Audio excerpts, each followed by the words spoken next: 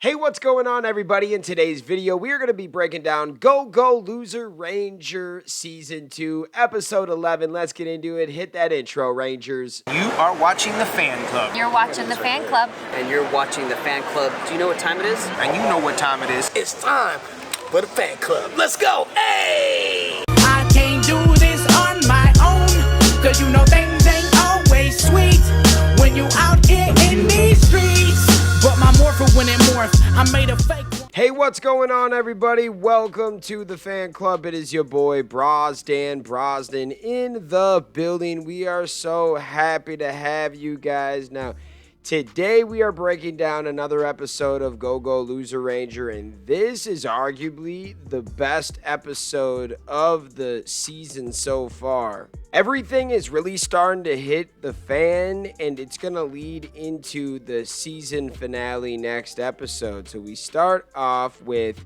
Fighter D fighting Angel Yusukabo, and we find out that she is a daughter of a monster. So she's part human, part monster. That is freaking crazy, and her mother was different than the rest of the boss monsters, they were saying. And her dad was in love with the boss monster, and then she died. And then when she died, he basically promised to take over the world. And every year they just kept getting better and better. And then we see the Green Keeper just took out that last monster from last episode. But at the end of the last episode, we did see Angel's dad, like the leader of the Monster Protection Society. I think his name is like Yakushi Yusukabo. He injected himself with 2 syringes of monster venom or monster poison, whatever you want to call them. And he turns into this crazy looking monster. His name was like Deathmecia or something like that. Yo, he had all different kinds of powers. He could duplicate himself. He had super long arms. He was like teleporting around. He basically, when he was younger, figured out that this was the strongest monster and had the most powers out of all of them. And he is beating the crap out of the Green Keeper. Then the Blue Keeper shows up. He beats the crap out of those two together. And then we get this scene with Yumiko Suzukiri, but she looks a little different. And she's in like the lab with the Red Keeper. And Red's telling her to kill all the clones. And you look around and there are like 100 Yumiko Suzukiris. And then he calls her Muko Suzukiri, the Dragon Priestess.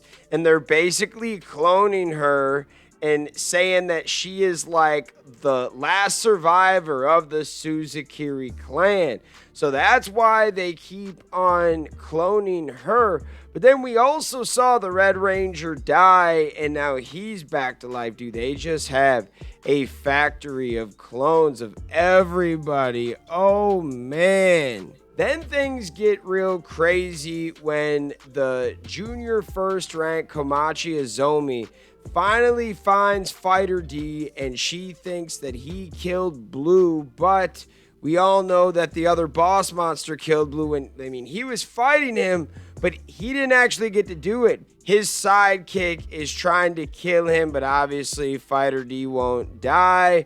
But then she takes a divine artifact thing and like swallows it, and her arm becomes big. She ends up taking off D's leg, and it never regenerates. Like, that divine artifact power must have really like taken out his leg. Will that ever come back?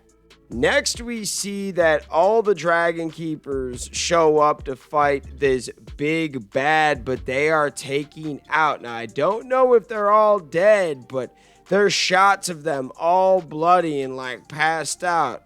I don't know if they fully got defeated, but now like the big bad Deathmecia or whatever his name is, he's like telling all of the humans that now you guys are going to be treated like us monsters. So I don't know if he's going to like kill them, enslave them, or what, but he's going to punish the humans. Then to end the show, we see Ken and Hisui show up, and At first, you thought like her and Dee were going to fight. However, she realizes that Dee is not like the rest of the monsters. Like, she hates monsters with a passion because they killed her parents.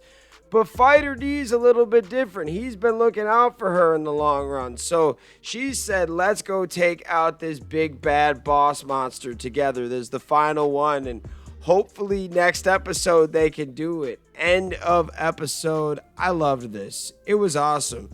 This show has been so freaking fun, especially for a fan of Power Rangers like myself. There is no Power Rangers this year. And this show has been filling that void. I have a lot of fun with this one. Now, what are your thoughts on today's episode? Let me know in the comments. Shout out all the fans out there that take the time out of their day to watch this content. You are the real MVPs, and we'll see you next time. Peace. I want to give a special shout out to the Gold Ranger members, Salima Ramirez, Anime King Nick, Louis Cairns, Thomas Franco, Roderick Ham, and Brian A. Thank you guys so much for your support, and if you want a video shout out like this one, sign up to be a Gold Ranger member today. Hey, what's going on? Thank you so much for watching this video. Please like, subscribe, hit that share button, and if you can, please sign up to be a member today. We have 3 membership power-ups. We have the Gold Ranger power-up, the most popular. You get into our exclusive fan club chat group.